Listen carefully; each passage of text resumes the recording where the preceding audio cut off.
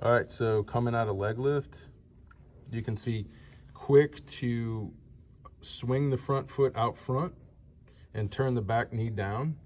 Okay. So you're already starting rotation. So the moment we start rotation, we shut off our ability to build the linear power. Okay. So the goal is to hold this leg here, fall forward and down at the same rate, bringing the hips somewhere out here, and hold the leg in what we call torsion. So don't let the leg go internally rotated, which is what's happening right here. That's internal rotation right there. So once that knee goes in, you're starting rotation. The other thing too, a lot of times that happens early if you're loading forward into your quad as opposed to sitting back into your hip. So you want to, out of leg lift, you want to start to literally squat forward, like move forward and squat and sit and feel your glute turn on. You'll feel more your weight move towards the heel of your foot. So everything's going the other way with you. Your lift leg's getting out early. Your back knee is turning down. Your ball of your foot, your weight's getting on the ball of your foot. You're in your quad. So everything's going to go early, and you're going to land in a short stride, which you're a tall guy, so now you're not using the advantage of your long limbs to build energy down the mountain, and you're in early rotation. So here you are in early rotation. The problem is with early rotation, and you can see you even over-rotated your front foot position. And when we look at how the speeds are going off, we call this the kinematic sequence. Every time someone goes into early rotation, they lose hip power pretty fast. So what's the hip power? That's the red line. So you see the red line? You see how it starts to peak up when all your speeds start to pick up over here?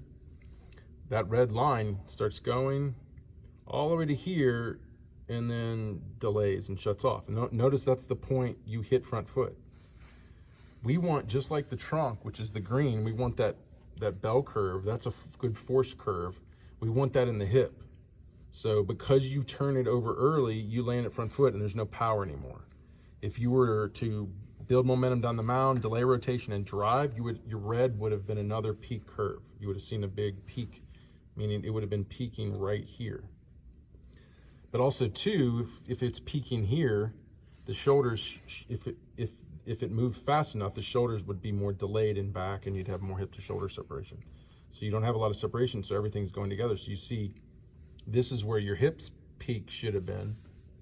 And notice your green trunk peak's in the same position. And notice too, this blue line, which is your glove, is peaking before all of them and peaking higher than all of them, because that's where you're getting your power. So basically when you turn your back leg over, now there's no power coming up the kinetic chain. So the only place to go at that point is to yank on your glove, right? So you're basically opening early, putting down, and you're trying to use all your upper body.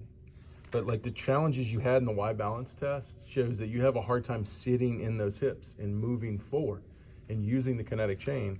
And so you could really see that in your hip function, like your hip strength and integrity. So that has to improve so we can use the kinetic chain better. We can delay rotation, build more power before rotation.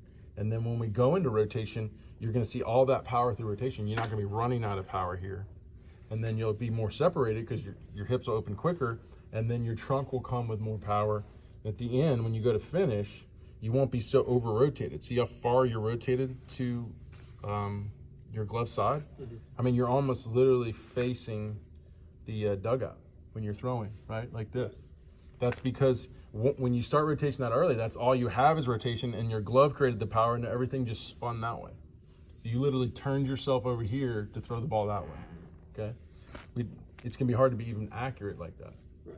We want the trunk going forward and the arm following. And the only way we're gonna do that is we have to build more of the forward momentum before we rotate. So you can see at this point here, very much spun off to glove side. You can see your front leg not really even extending, which would help push more of your trunk forward. You can see you're very much standing up on your front leg because your stride was so short. On a high velocity pitcher, it'd be more farther out, more forward trunk, okay? So building all this has to come in that initial movement, not allowing your back leg to turn over, collapse, going into early rotation so we can build more energy down the mountain. So these are all the things we got to develop.